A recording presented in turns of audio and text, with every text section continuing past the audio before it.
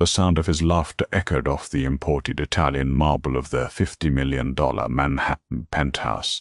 It was a cruel, booming sound dripping with absolute certainty. "Shh, go ahead," Ricky sneered, swirling his Macallan. "Yeah, walk out that door. You signed the prenup, Claudia. You'll be begging for a camp fare by midnight." Claudia didn't scream. She didn't cry. She simply adjusted the strap of her single leather travel bag, offered him a cold, pitying smile, and let the heavy oak door click shut behind her. He thought he had discarded a trophy wife. He didn't know he had just evicted the only architect holding his billion-dollar empire together. Within 90 days, the man who laughed would lose every single asset to his name. To the outside world, Ricky Dempsey was a self-made titan. He was a man who graced the covers of Forbes and the Wall Street Journal, heralded as a visionary in commercial real estate and tech acquisitions. His firm, Dempsey Global Holdings, managed a portfolio that boasted high-rises in Chicago, luxury resorts in Aspen, and a sweeping array of boutique tech startups out of Silicon Valley. He was charismatic, impeccably tailored, and brutally ambitious. By his side was Claudia. The media painted her as the classic lucky woman, a former mid-level accountant who had somehow caught the eye of a billionaire at a charity gala in 2014. To the public, she was a quiet, elegant accessory who organized his philanthropic dinners and smiled for the cameras. She wore the Cartier diamonds he bought her, hosted the investors he needed to impress, and stayed in the background while he soaked up the applause. But behind the towering glass windows of their Central Park West penthouse, the reality was starkly different. Ricky was a textbook narcissist. His public charm masked a volatile temper and a paralyzing fear of inadequacy. He was a salesman, a closer, a man who could charm a room of hostile board members into handing over their life savings. But he was not a strategist. He didn't understand the complex financial architecture required to sustain the massive, highly leveraged deals he compulsively chased. Claudia did. Before she met Ricky, Claudia had been a forensic accountant for one of the Big Four firms, specializing in corporate restructuring.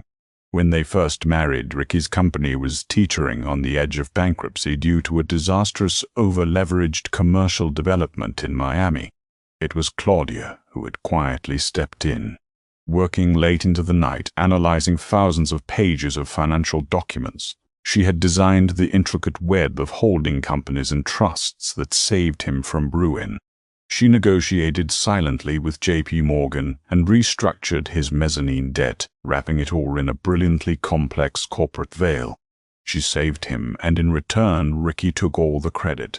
Over the next 10 years, he grew increasingly arrogant. He began to believe his own press. As Dempsey Global Holdings exploded in value, Ricky's respect for Claudia diminished. He treated her less like a partner and more like an employee. The breaking point arrived on a rainy Tuesday in late October. Ricky was hosting a private dinner for the senior partners of Crestview Capital, a private equity firm he was courting for a massive $600 million joint venture. Claudia had spent weeks preparing the financial projections, ensuring that the convoluted debt-to-equity ratios met the stringent requirements of the firm. During the dinner, one of the partners, a sharp-eyed veteran named Harrison Cole, asked a highly technical question about the tax liabilities embedded in the offshore shell company tied to the deal. Ricky faltered. He offered a charming but empty buzzword-filled answer that entirely missed the point. Cole's eyes narrowed, sensing the vulnerability. Without missing a beat, Claudia stepped in. She smoothly laid out the exact IRS tax code exemptions, detailing the asset protection strategies she had personally implemented through a subsidiary in Delaware. The room fell silent, impressed by her sheer command of the numbers. Cole nodded approvingly, the tension dissipating. Instead of gratitude, Ricky felt humiliated. The moment the last guest took the elevator down, he erupted. He cornered Claudia in the dining room, his face flushed with rage. "Never, ever make me look like an idiot in my own home again," he hissed, his voice trembling with fury. "You speak when spoken to, Claudia. You're a wife. You're not the CFO. Do you understand me? You only have this life because I allow you to have it. Claudia looked at the man she had spent a decade building into a king. The illusion shattered completely. She didn't argue. She didn't defend herself. A terrifying absolute calmness washed over her. I understand perfectly, Ricky, she said softly. That night, lying awake next to her sleeping husband, Claudia made her decision. She wasn't just going to leave him. She was going to undo every single safety net she had ever built for him. The legal foundation of their marriage was built on an ironclad prenuptial agreement drafted by K&L Gates, one of the most ruthless law firms in New York. Ricky had forced Claudia to sign it 3 days before their wedding. It stipulated that in the event of a divorce, Claudia would walk away with a flat payout of $2 million, a microscopic fraction of his estimated $1.2 billion net worth, and absolutely zero claim to Dempsey Global Holdings, the real estate portfolio, or any future earnings. Ricky lorded this document over her constantly. It was his ultimate weapon of control. He believed it made him invincible. What Ricky had forgotten in his supreme arrogance was the exact timeline of events from 2016, when Claudia had restructured his failing empire to save him from bankruptcy. She had set up a parent holding company called Meridian Apex Management to satisfy the risk officers at Goldman Sachs and to protect the assets from Ricky's prior creditors. The controlling shares of Meridian Apex were placed into an irrevocable trust. Because Ricky's credit at the time was toxic, the trust was established entirely in Claudia's name. She was the sole beneficiary and the absolute trustee. Over the years, as Ricky acquired new properties, bought out tech startups, and purchased his $30 million yacht, he used Meridian Apex as the guarantor for the loans. He was the CEO of Dempsey Global, but Dempsey Global was entirely beholden to the credit and the collateral provided by Meridian Apex.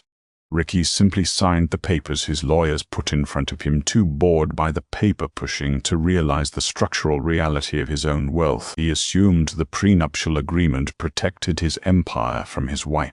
He didn't realize his wife was the empire.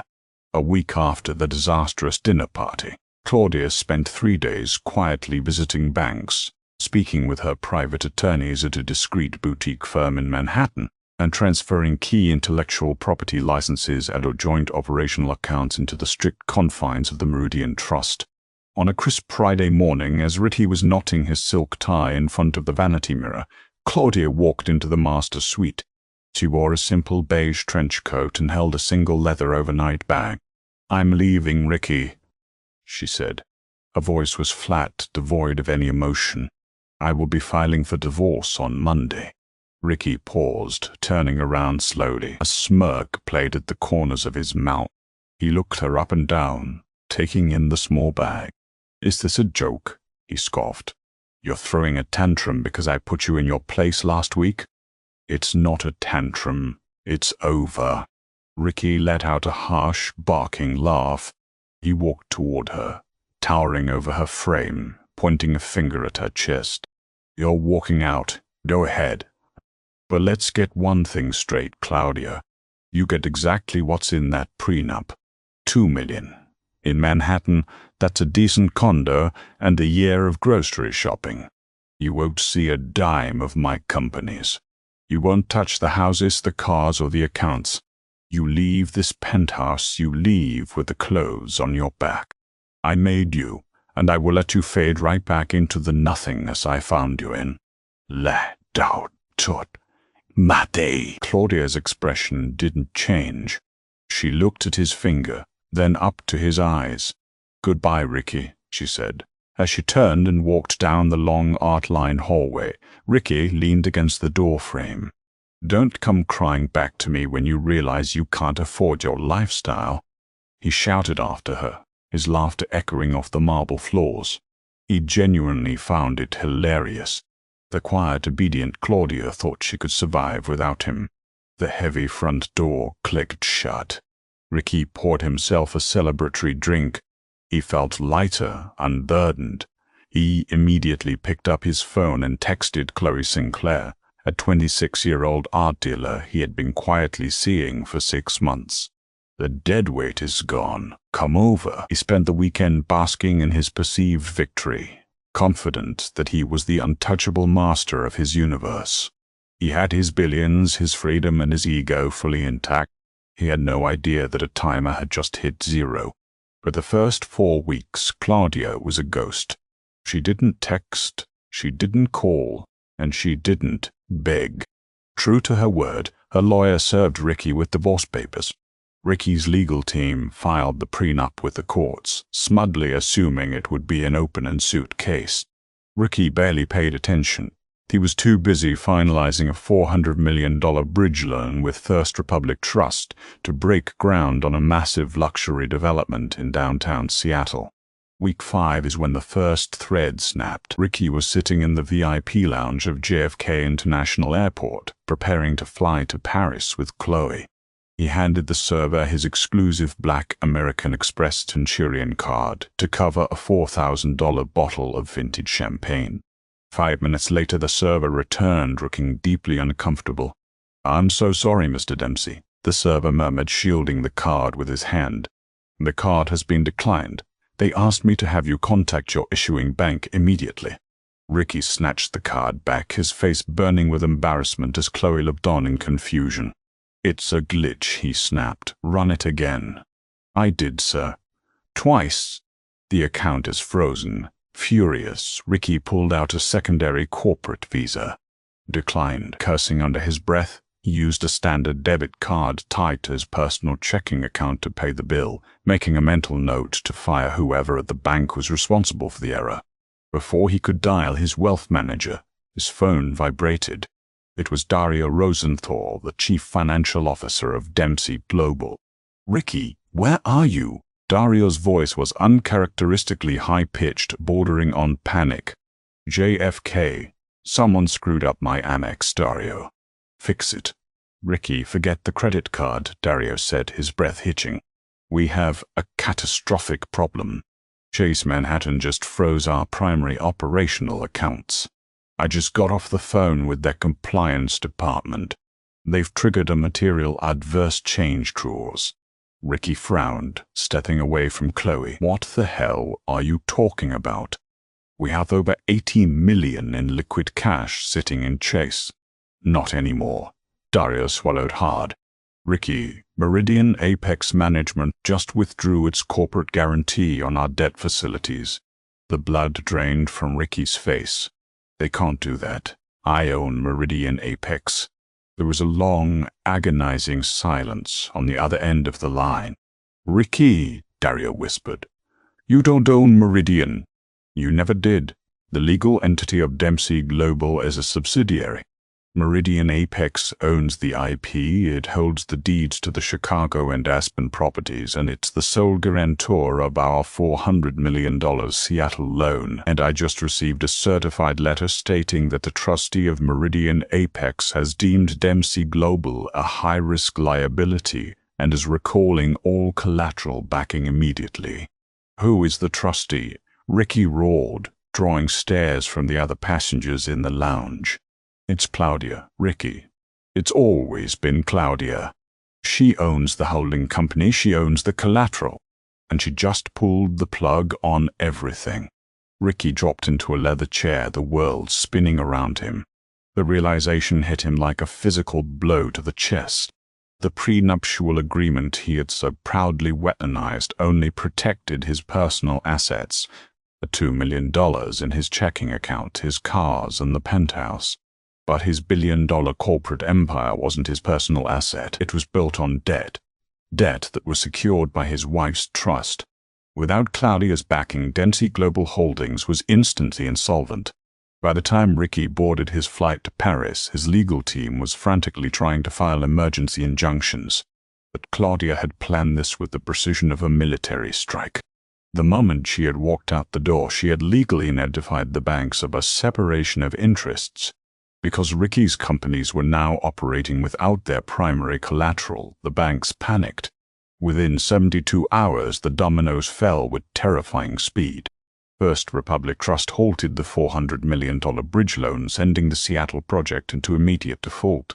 To cover the sudden gap, creditors began executing cross-default clauses. Zurich International placed a lien on his $30 million yacht, the Ocean's V, which was docked in Monaco. Ricky returned from Paris 3 days early to find his world on fire. He stormed into his corporate headquarters on Madison Avenue, demanding answers, demanding lawsuits. But his lawyers looked at him with grim, defeated expressions. "She didn't break any laws, Ricky," his lead counsel explained, sliding a dense stack of documents across the conference table. "She didn't steal anything. She simply executed her fiduciary right as the trustee of Meridian to protect her trust from an over-leveraged subsidiary. But I built this company," Ricky screamed, slamming his fists on the mahogany table. "It's my name on the building. Lat, Alt, Holm, and Set." "Your name is on the building," the lawyer agreed quietly. "But her signature is on the foundation, and she just demolished it." The man who had laughed at his wife's departure was now staring down the barrel of total financial annihilation. The seizures had only just begun. The atmosphere inside the executive boardroom of Dempsey Global Holdings on Madison Avenue was suffocating. The mud was the first thing she truly noticed. To Ricky's conquests now felt like the walls of a glass cage. It was hour 48 since Claudia had initiated the financial guillotine, and the bleeding was catastrophic. Ricky paced the length of the room, his bespoke Tom Ford suit uncharacteristically rumpled, his tie discarded on a leather chair. Across from him sat his CFO, Dario Rosenthal, who looked as though he hadn't slept in a week, and Thomas Abernathy, a senior litigation partner at Sullivan & Cromwell, known for his ruthless, scorched-earth tactics in corporate warfare. "I don't care what she filed, Thomas," Ricky bellowed, slamming his palm against the reinforced glass at the conference table. "She's my wife. I own this company. You march down to the Southern District Court, you file an emergency injunction, and you freeze her out of Meridian. I want her locked out of the trust by sundown." Abernathy, a man who charged $2,000 an hour to tell billionaires the truth they didn't want to hear, didn't flinch. He slowly adjusted his tortoiseshell glasses and looked at Ricky with a mixture of fatigue and pity. "We can't, Ricky," Abernathy said, his voice terrifyingly calm. "I have had 4 of my best trust and estate associates tearing apart the Meridian Apex formation documents since yesterday morning. Your wife didn't just build a trust, she built a nuclear bunker. Meridian is domiciled in Delaware, but the secondary enforcement mechanisms are tied to a Cook Islands asset protection structure. Furthermore, the initial seed capital for the trust, the money that saved you in 2016, was technically a loan from her inheritance, not marital property. The trust is irrevocable, discretionary, and she is the sole managing director. To pierce that corporate veil, we would need to prove she committed gross negligence or fraud. And she hasn't. She's bankrupting my company," Ricky screamed, the veins in his neck bulging. "How is that not negligence?" "Because she's not the fiduciary of Dempsey Global Holdings," Dario interjected, his voice trembling slightly. "She's the fiduciary of Meridian Apex. Her legal obligation is to protect Meridian's assets. When First Republic halted our bridge loan, it triggered a technical default on our debt covenanters. Claudia, acting as Meridian's trustee, formally determined that Dempsey Global was an insolvency risk. She had a legal fiduciary duty to recall Meridian's collateral to protect her trust. If she hadn't pulled the plug, she could have been sued by the secondary beneficiaries." Ricky stopped pacing. The reality was beginning to seep through the thick armor of his ego. "Who are the secondary beneficiaries?"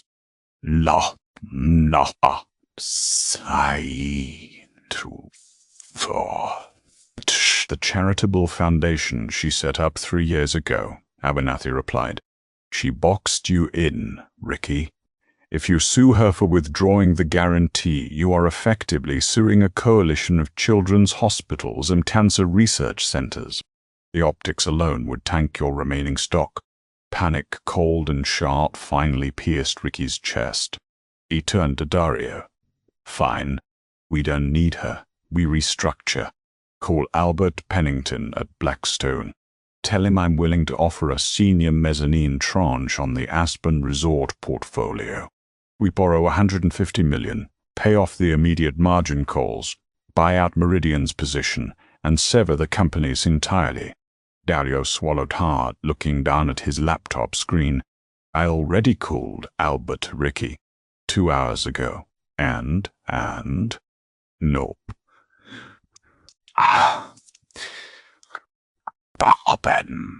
Bob, Schultz, true." He passed, Dario whispered. "Ricky, Claudia didn't just pull the guarantee. Before she left, she filed a UCC-1 financing statement. Because Meridian had been acting as your guarantor for years, she legally codified Meridian as your senior secured creditor. She effectively placed a first priority lien on all of Dempsey Global's physical assets. Blackstone won't touch us because if we default, Claudia gets the properties, not them. We're toxic. No private equity firm, no hedge fund, and no bank will lend us a single dollar while she holds that lien." Ricky slumped into a chair, staring blankly at the polished mahogany table. The empire he thought he ruled was a mirage. He was merely a tenant in Claudia's house, and the lease had just been terminated. The corporate hemorrhage was swift, but the personal fallout was infinitely more humiliating. Because Ricky had always operated under the arrogant assumption that Dempsey Global's wealth was his own, his personal finances were dangerously intertwined with the corporate accounts. The morning after the Blackstone rejection, Ricky woke up in his $50 million Central Park West penthouse to the sound of furious knocking. He opened the door to find 2 unsmiling process servers and a representative from the Homeowners Association. "Mr. Dempsey," the HOA representative said tightly, handing him a thick manila envelope. "This is a formal notice of delinquency and a preliminary foreclosure filing. Your monthly maintenance fees and the primary mortgage on this unit are paid through a corporate disbursements account at Chase. That account has been frozen by the bank. It's a temporary liquidity issue," Ricky growled, attempting to maintain his imposing aura. "I'll write you a personal check right now." He retreated to his study, pulled out his personal Bank of America checkbook, and scribbled a check for $150,000. He shoved it into the man's chest and slammed the door. 2 hours later, his private wealth manager called. The check had bounced. "What do you mean it bounced?" Ricky demanded, pacing the length of his living room while Chloe, his 26-year-old art dealer mistress, watched him with growing unease from the velvet sofa. "There is $2 million in that checking account." "There was, Ricky," the banker replied, his tone distinctly colder than it had been a week prior. "But you signed a personal guarantee on the $40 million revolving credit facility with Goldman Sachs 4 years ago. When Dempsey Global defaulted yesterday morning due to the collateral withdrawal, Goldman executed a cross-default provision. They swept your personal accounts to cover the immediate interest penalties. Your balance is currently negative $14,000. The phone slipped from Ricky's hand, clattering onto the marble floor. He turned to look at Chloe. She was already scrolling through her phone, her expression shifting from affection to calculation. She had signed up for private jets, Cartier bracelets, and Parisian shopping sprees. She hadn't signed up for bounce checks and foreclosure notices. "I have to go, Ricky," Chloe said suddenly, standing up and smoothing her designer skirt. "My gallery called. There's an emergency with a shipment." "Chloe, wait," Ricky pleaded, a pathetic desperation bleeding into his voice. "This is just a bump in the road. My lawyers are fixing it." She didn't look back as she grabbed her coat. "Call me when it's fixed," she said coldly, the heavy oak door clicking shut behind her, an agonizing echo of Claudia's departure just weeks prior. By the end of the week, the seizures accelerated with brutal efficiency. Ricky's prized collection of vintage Aston Martins, housed in a climate-controlled garage in the Hamptons, was loaded onto flatbed trucks by repo men hired by the liquidation firm. His $30 million yacht in Monaco was formally seized by maritime authorities on behalf of Zurich International. His country club memberships were suspended for non-payment. The man who had graced the cover of Forbes was now fielding calls from aggressive debt collectors.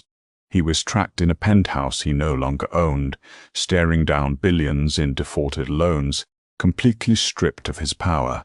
He had nothing left but his rage, and the ironclad prenuptial agreement he prayed would be his final salvation in court. He instructed Abernathy to file for an emergency divorce hearing. He wanted Claudia in a courtroom. He wanted to force her to honor the prenup, take her $2 million, and release the liens on his company. He was going to destroy her in front of a judge. He didn't know she was already 3 steps ahead, waiting for him to step into her final trap. The Daniel Patrick Moynihan United States Courthouse in Lower Manhattan is a towering monolith of granite and oak, designed to make anyone who enters it feel small. For the first time in his life, as Ricky walked through the heavy wooden double doors of courtroom 14B, he genuinely felt microscopic.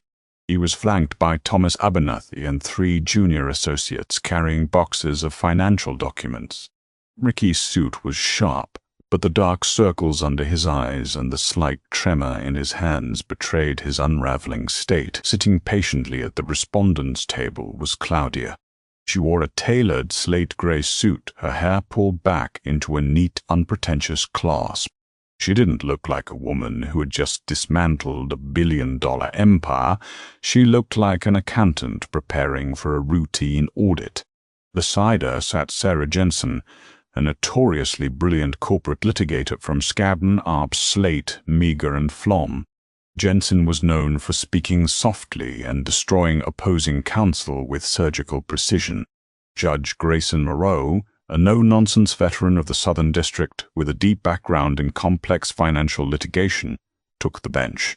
He adjusted his glasses, looking over the towering stack of emergency motions filed by Ricky's team. "All right, let's cut through the noise," Judge Moreau said, his voice echoing in the cabinet room. "Mr. Abernathy, you filed an emergency motion to compel the release of corporate liens, alleging that your client's wife is acting in bad faith to circumvent a prenuptial agreement. You have 20 minutes to convince me I shouldn't throw this into standard arbitration." Abernathy stood up, puffing out his chest, slipping comfortably into his aggressive courtroom persona. "Your Honor, this case is a textbook example of malicious marital retaliation. In 2014, my client and his wife signed a legally binding ironclad prenuptial agreement. It clearly stipulates that upon dissolution of the marriage, Claudia Dempsey is entitled to a flat sum of $2 million and waives all rights to Dempsey Global Holdings and its subsidiaries." Abernathy pointed a dramatic finger toward Claudia. "But Mrs. Dempsey is not satisfied with the agreement she willfully signed. In a calculated vindictive scheme, she has used a technical loophole, her position as trustee of a holding company, to artificially engineer a default of my client's billion-dollar enterprise. She's holding his companies hostage to force a renegotiation of the prenup. We are asking the court to enforce the prenuptial agreement, remove her as the trustee of Meridian Apex, and restore my client's lawful assets." "No," Ricky glared at Claudia, a triumphant sneer momentarily returning to his face. Abernathy was brilliant. The argument painted Claudia as a greedy, manipulative spouse trying to steal his hard-earned wealth. Judge Moreau turned his gaze to the defense table. "Miss Jensen, your response." Sarah Jensen stood up slowly. She didn't raise her voice. She didn't point fingers. She simply opened a slender leather binder. "Your Honor," Jensen began, her tone perfectly even, "we entirely agree with Mr. Abernathy." The courtroom fell dead, silent. Ricky blinked, exchanging a confused, panicked glance with Abernathy. Even Judge Moreau looked surprised, raising a thick gray eyebrow. "Excuse me, Counselor," the judge asked. "You agree?" "Completely, Your Honor," Jensen continued calmly. "My client recognizes the validity of the 2014 prenuptial agreement. She has absolutely no desire to challenge it, renegotiate it, or claim a single penny of Mr. Dempsey's personal wealth or the equity of Dempsey Global Holdings. In fact, she would gladly accept the $2 million stipulated in the contract today. Abernathy stood up, immediately suspicious. Then release the liens on the company. Release the collateral. Jensen turned to look directly at Ricky. The coldness in her eyes made his blood run cold. "We cannot do that, Your Honor," Jensen said, turning back to the judge, "because releasing those liens would make my client an accessory to federal bank fraud." The silence in the courtroom fractured into a low, chaotic murmur. Abernathy gripped the edge of his table, his knuckles turning white. Ricky felt the air leave his lungs. "Those are extremely heavy accusations, Miss Jensen," Judge Moreau warned, his posture immediately rigid. "You had better have the documentation to back that up." "I do, Your Honor," Jensen said, stepping out from behind her table and handing a thick, bound document to the bailiff, who passed it to the judge. She handed a duplicate copy to Abernathy. 3 years ago, Jensen explained, her voice ringing clear across the room, "Mr. Proom, Dempsey secured a massive, highly leveraged commercial loan from Deutsche Bank to fund a high-rise project in Chicago. To secure a lower interest rate on the mezzanine tranche of that debt, the bank required a statement of financial condition, a sworn declaration of his personal, unencumbered assets." Jensen paused, letting the weight of the moment settle. Mr. Dempsey, believing he was the untouchable master of his universe, signed those covenanters personally. On page 42 of that document, you will see that Mr. Dempsey listed the entire real estate portfolio of Meridian Apex Management as his own direct personal collateral. Pledged assets he did not earn. He pledged assets that were legally held in an irrevocable trust governed solely by my client. Ricky's face drained of color. He remembered the paperwork. It was a 300-page document. He had skimmed the signature pages in the back of his limousine on the way to a Knicks game. He assumed, as he always did, that whatever belonged to the trust belonged to him. "My client," Jensen continued, "never co-signed that loan. She never authorized the pledging of trust assets for Mr. Dempsey's personal guarantee. When she discovered this fraudulent filing last month, she had 2 choices. She could remain silent, which would make her legally complicit in defrauding a major financial institution when the loan inevitably defaulted. Or she could execute her fiduciary duties, sever the financial ties, and recall her collateral to protect the trust from seizure by federal authorities." Jensen closed her binder with a sharp, decisive snap. "Claudia Dempsey didn't bankrupt her husband out of spite, Your Honor.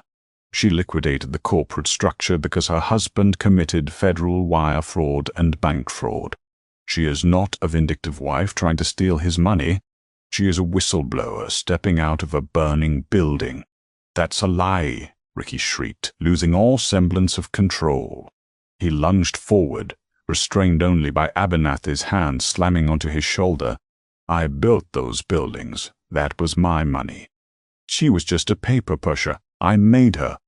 Judge Moreau slammed his gavel, the sharp crack echoing like a gunshot. "Sit down, Mr. Dempsey, or I will have you remanded for contempt right this second." Ricky collapsed into his chair, gasping for air, the room spinning wildly. Judge Moreau spent the next 10 agonizing minutes reading through the Deutsche Bank loaniness. The courtroom was silent save for the rustling of pages. When the judge finally looked up, his expression was grim. His eyes locked onto Ricky with absolute disgust. "Mr. Abernathy," Judge Moreau said quietly, "are these your client's signatures on the Deutsche Bank statement of financial condition?" Abernathy, a veteran lawyer who knew a sinking ship when he saw one, looked at the document, then looked at Ricky. He didn't offend him. He simply nodded. "It appears so, Your Honor." "Then I am denying your emergency motion to compel the release of the liens," Judge Moreau stated, his voice hard and uncompromising. "Meridian Apex Management was fully within its legal rights to protect its assets from a fraudulently obtained liability. Furthermore, I am upholding the prenuptial agreement. Miss Dempsey is entitled to her $2 million. Ricky let out a broken, hysterical laugh. $2 million. I don't have 2 million. Goldman Sachs took it all. I have nothing. Judge Moreau leaned forward over the bench. Your financial insolvency is a consequence of your own arrogance, Mr. Dempsey, but that is the least of your problems right now. Given the documentary evidence presented in this court today showing clear, undeniable misrepresentation of assets on federal loan applications, I have a judicial obligation. The judge looked directly at the court stenographer. I am officially referring this matter and all related documentation to the United States Attorney's Office for the Southern District of New York and the FBI's White-Collar Crime Division for immediate criminal investigation. Ricky Dempsey, the man who had laughed when his wife walked out the door, the billionaire who believed he was untouchable, buried his face in his trembling hands. He hadn't just lost his company. He hadn't just lost his penthouse, his yachts, and his status. By underestimating the quiet brilliance of the woman he treated as an accessory, he had handed her the exact weapon she needed to orchestrate his total annihilation. And as the realization washed over him that he was likely facing 10 to 15 years in federal prison, Claudia stood up from her table. She didn't bloat. She didn't smile. She buttoned her suit jacket, picked up her briefcase, and walked down the center aisle of the courtroom. She didn't look back at the broken man sobbing at the defense table. She walked out of the heavy wooden doors, stepping into the crisp Manhattan air entirely free, leaving nothing but ashes in her wake. The morning after the disastrous hearing in courtroom 14B, the skies over Manhattan were a bruised, unrelenting gray. Ricky Dempsey did not wake up to the panoramic views of Central Park, nor the smell of freshly ground Jamaican Blue Mountain coffee prepared by his private chef. He woke up on a stiff synthetic mattress in a mid-tier Marriott in Midtown. His credit had been utterly pulverized. The only reason he had a room at all was because his CFO, Daria Rosenthal, had booked it using his personal airline.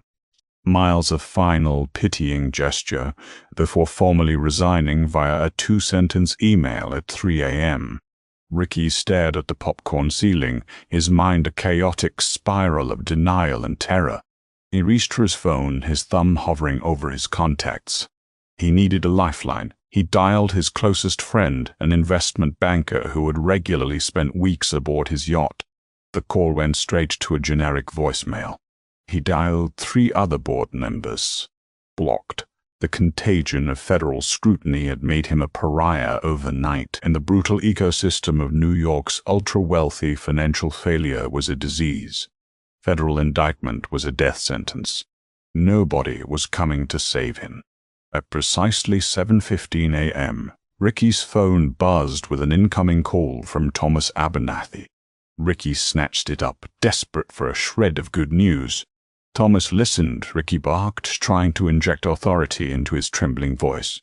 We appeal. We file an emergency stay on Moreau's ruling.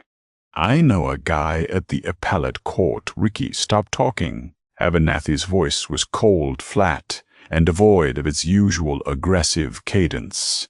I am not calling to discuss strategy.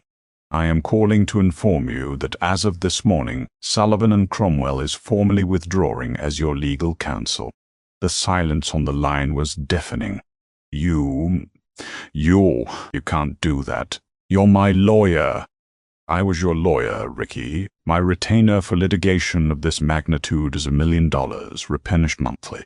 Your accounts are frozen, your collateral is seized, and you owe the firm over $400,000 in billable hours for the past 3 weeks alone. Furthermore, my firm does not handle federal criminal defense, especially when the client has demonstrably lied to us about the integrity of his financial disclosures. Thomas, please, Ricky begged, the word tasting like ash in his mouth. I can get the money. I have off-book accounts in the Caymans. Just give me 72 hours. Abernathy let out a heavy sigh. Ricky, if you have offshore accounts that haven't been disclosed to the IRS, I strongly advise you to shut your mouth and not mention them on a cellular network. The DOJ is already moving. I'm sending a courier with your case files. Good luck. The line ticked dead. At 8:30 a.m., the true nightmare began. 3 miles downtown, a fleet of black SUVs pulled up to the blast-fronted headquarters of Dempsey Global Holdings on Madison Avenue. 24 FBI agents wearing maybe windbreakers with bright yellow lettering flooded the lobby. The receptionist didn't even have time to pick up the phone before an agent flashed a federal warrant. They swarmed the executive floor. Hard drives were mirrored. Filing cabinets were crowbarred open. Boxes of physical documents, the very architecture of Ricky's fraudulent empire, were loaded onto dollies and wheeled out past terrified, whispering employees. The financial news networks caught wind within the hour. By 10 a.m., CNBC had split their broadcast screen. On the left, live helicopter footage of the FBI raid. On the right, a grim-faced anchor dissecting the catastrophic collapse of Ricky Dempsey. Watching the broadcast on the small hotel television, Ricky felt a primal, suffocating panic. He needed cash. If he was going to be indicted, he needed to flee. Claudia's ironclad trust had choked his domestic liquidity. But he still had a secret. 5 years ago, during a highly lucrative tech acquisition, Ricky had quietly siphoned off $8 million into a shell corporation domiciled in the Cayman Islands, managed by a shadowy wealth facilitator named Hector Vance. No, wait, he couldn't even remember the man's name through the panic. Diego Silva. That was the fixer. Ricky grabbed his encrypted secondary phone device he kept specifically for communicating with Silva and dialed the international number. It rang 6 times before a weary voice answered. Silva, it's Ricky Dempsey. I need a wire transfer immediately. 2 million, routed through a clean LLC sent to a domestic attorney trust account. Today, there was a long pause on the other end. Mr. Dempsey, I was wondering if you would call. Just do it, Diego. I'll pay the 20% emergency premium. I can't do that, Ricky, Silva replied, his tone laced with a dangerous mixture of amusement and warning. The account is empty. Ricky gripped the edge of the hotel desk. What the hell do you mean it's empty? There's $8 million in that account. There was, Silva corrected. 6 months ago, a representative with full, notarized power of attorney over your joint marital assets contacted our compliance department. She provided documentation that the funds were entirely marital property, legally intertwined with the Meridian Apex trust structures. She then filed a voluntary disclosure with the IRS offshore amnesty program. The funds were repatriated, taxed, and folded directly into the Meridian corporate accounts. No, Ricky's knees gave out. He collapsed onto the cheap carpet. She knew, Ricky whispered, the blood roaring in his ears. Your wife is a remarkably thorough woman, Mr. Dempsey, Silva said quietly. She didn't just lock the doors. She burned the ridges, drained the moat, and handed the map to the feds. I strongly suggest you lose this number. Claudia had known. She had known everything. While Ricky was out parading his mistresses and boasting to boardrooms, Claudia had been quietly, methodically mapping every single artery of his financial life. She hadn't just prepared for a divorce, she had engineered a flawless, inescapable financial checkmate. She had known about the Caymans. She had known about the fraudulent loan applications. She had waited for him to insult her, to push her out, knowing that the moment she withdrew her support, the entire rotten structure would collapse exactly as she had designed. At 1 p.m., a heavy knock echoed through the hotel room. Ricky didn't move. He knew who it was. Ricky Dempsey, a muffled voice shouted through the door. Federal Bureau of Investigation. Open the door, or we will breach. Ricky slowly stood up. He walked to the door, his hand shaking so violently he could barely turn the deadbolt. As the door swung open, Special Agent Harris, a tall, unsmiling man with a thick mustache, stepped into the room, flanked by 2 armed agents. Ricky Dempsey, you are under arrest for 2 counts of wire fraud, 3 counts of bank fraud, and 1 count of making false statements to a financial institution, Harris recited, pulling a pair of steel handcuffs from his belt. Ricky offered no resistance as his wrists were forced behind his back, the cold metal biting into his skin. As they marched him through the lobby of the Marriott, a waiting swarm of paparazzi's flashbulbs erupted, blinding him. The man who had once laughed at his wife's departure was now weeping silently in the back of an armored federal vehicle, his empire reduced to a pair of handcuffs and an empty hotel room. The wheels of federal justice grind slowly, but the mechanisms of bankruptcy are ruthlessly fast, with Dempsey Global Holdings completely insolvent, and its CEO sitting in the Metropolitan Detention Center awaiting trial. The company's creditors forced it into Chapter 7 liquidation. The massive portfolio of assets, the Chicago high-rises, the Aspen resorts, the Silicon Valley tech incubators, were all stripped down and prepared for auction to satisfy the mountains of defaulted debt. 6 months after Ricky's arrest, the liquidation auction took place in a sterile conference room in Lower Manhattan. Dozens of vulture capitalists, private equity sharks, and real estate developers gathered like crows over a carcass, eager to buy Ricky Dempsey's legacy for pennies on the dollar. A silent, sharply dressed man named Albert Pennington from Blackstone was expected to sweep the floor, but every time Pennington raised his paddle to bid on the crown jewels of the Dempsey portfolio, a quiet, unassuming lawyer in the back of the room raised a placard, outbidding him with calculated precision. The anonymous bidder purchased the Chicago towers at 40 cents on the dollar. They acquired the Aspen resorts at a 60% discount. They swept up the lucrative tech IPs without breaking a sweat. When the auction concluded, a frustrated Pennington cornered the anonymous lawyer. "Who are you representing?" Pennington demanded. "Nobody throws around $300 million in liquid capital at a bankruptcy auction without making the papers. Who is your client?" The lawyer smiled thinly, handing Pennington a sleek, minimalist business card. It read, "Meridian Apex Group, Claudia Dempsey, Chief Executive Officer." It was the ultimate devastating twist. Claudia hadn't just destroyed Ricky's empire to ruin him.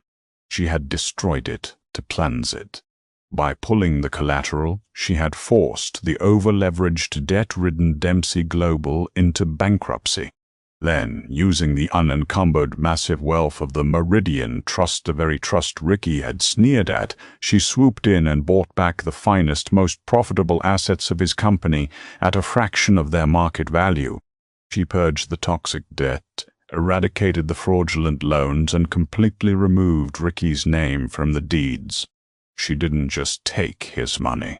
She legitimately acquired his life's work, scrubbed it clean of his incompetence, and rebuilt it under her own banner. A year later, the final scene of Ricky's tragedy played out in the federal courthouse. Ricky stood before Judge Moreau for sentencing. The transformation was staggering. The bespoke Tom Ford suits had been replaced by an ill-fitting, standard-issue beige prison jumpsuit. The charismatic, arrogant titan of industry was gone. In his place stood a hollowed-out, aging man, his hair thinned and entirely gray, his posture slumped with the weight of absolute defeat. His court-appointed public defender, a tired woman carrying too many cases, offered a half-hearted plea for leniency, citing Ricky's prior philanthropic efforts Claudia had organized. Judge Moreau looked down from the bench, his expression devoid of sympathy. Mr. Dempsey, the judge began, his voice echoing in the silent courtroom. "Throughout this trial, you have continually attempted to shift the blame. You blamed the banks, you blamed your executives, and most abhorrently, you blamed the woman who spent a decade keeping your head above water. You built a house of cards fueled by deceit and monumental arrogance. You believed that the rules did not apply to you. Today, you learn that they do." The judge adjusted his glasses. "For the charges of federal bank fraud and wire fraud, I am sentencing you to 108 months in federal prison, to be followed by 5 years of supervised release.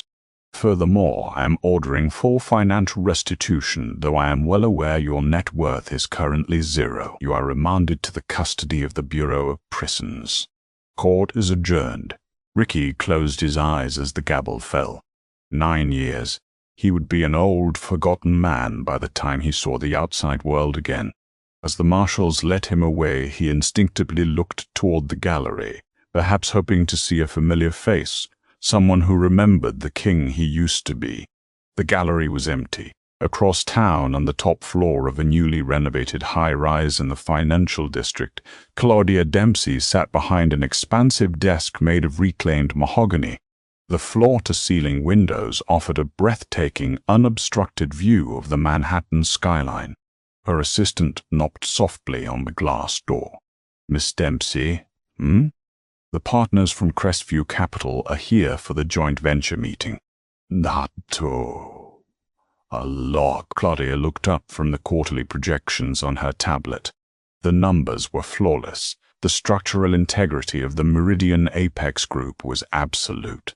There were no hidden debts, no fragile egos, no explosive tempers to manage. "Thank you, Dario," Claudia said, smiling warmly at her newly hired CFO Dario Rosenthal, who had eagerly accepted her offer to return and work for a real leader. "Send them in." Claudia stood up, smoothing the lines of her elegant, understated dress. She didn't need to shout to command the room. She didn't need to tear others down to elevate herself. She simply needed to be exactly what she had always been, the architect. The brilliant, quiet force that actually made the world turn. Ricky had laughed when she walked away with a single leather bag, believing she was stepping into nothingness. He never realized that she wasn't walking away from her life. She was simply stepping back to admire the demolition site, ready to build an empire of her own from the rubble of his ego. What an absolutely breathtaking display of karma and strategy. Claudia's journey from an underappreciated, disrespected spouse to the undisputed CEO of her own cleansed empire proves a timeless rule. Never underestimate the quietest person in the room, especially when they're the one balancing your books. Ricky's monumental ego blinded him to the reality that his power was entirely borrowed, and his downfall serves as a chilling reminder that arrogance is the ultimate liability. Would you have executed Claudia's flawless scorched earth strategy, or would you have just taken the $2 million and walked away? Let us know your thoughts in the comments below. If you love this epic tale of corporate revenge and psychological warfare, make sure to smash that like button. Share this video with anyone who appreciates a brilliant plot twist, and hit subscribe so you never miss out on our next deep dive into the dramatic, high-stakes stories of the real world. Thanks for watching, and we'll see you in the next one.